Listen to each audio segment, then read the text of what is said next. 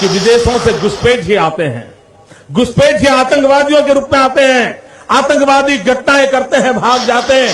प्रधानमंत्री जी, आप मुझे बताइए, सीमाएं आपके हाथ में है, कोस्टल सिक्योरिटी आपके हाथ में है, बीएसएफ सेना सब आपके हाथ में है, नेवी आपके हाथ में है, ये विदेश से घुसपैठ के कैसे घुस जाते हैं? जब तक 140 करोड़ भारतवासी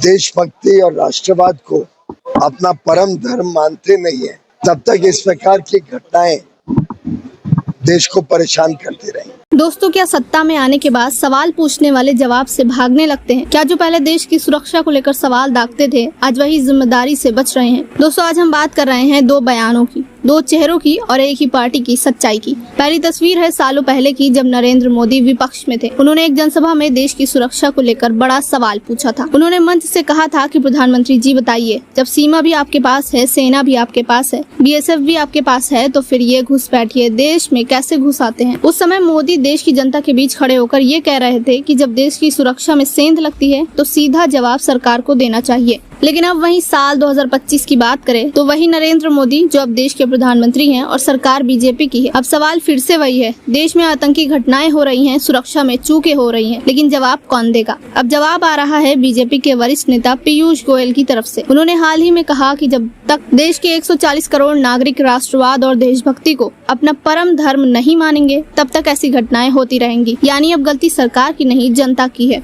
तो क्या अब सरकार का काम नहीं कि वो देश की सुरक्षा सुनिश्चित करे? क्या अब देशभक्ति सिर्फ जनता का कर्तव्य है और सरकार की कोई जिम्मेदारी नहीं? दोस्तों, अब सोचिए, जो व्यक्ति कभी प्रधानमंत्री से सवाल पूछते थे, आज जब खुद प्रधानमंत्री बनकर जनता से सवाल पूछ रहे हैं। जो नेता विपक्ष में रहते हुए हर हमले का ठीकरा सरकार पर फोड़ते थे, आज वही सत्ता में रहकर जिम्मेदारी से बच रहे हैं। तो क्या सत्ता में आते ही उस पुराने जमीर की मौत हो जाती है? क्या अब सवाल पूछना देशद्रोह और जवाबदेही टालना राजधर्म बन चुका है? तो दोस्तों, अब आपकी बारी है। क्या आपको लगता है कि सत्ता में आने के बाद नेता अपनी बातों से पलट जाते हैं? क्या पीयूष गोयल का बयान और जनता को दोषी ठहराना सही है? अपनी राय नीचे कमेंट बॉक्स में जरूर बताएं और चैनल को सब्सक्राइब करना ना भूलें।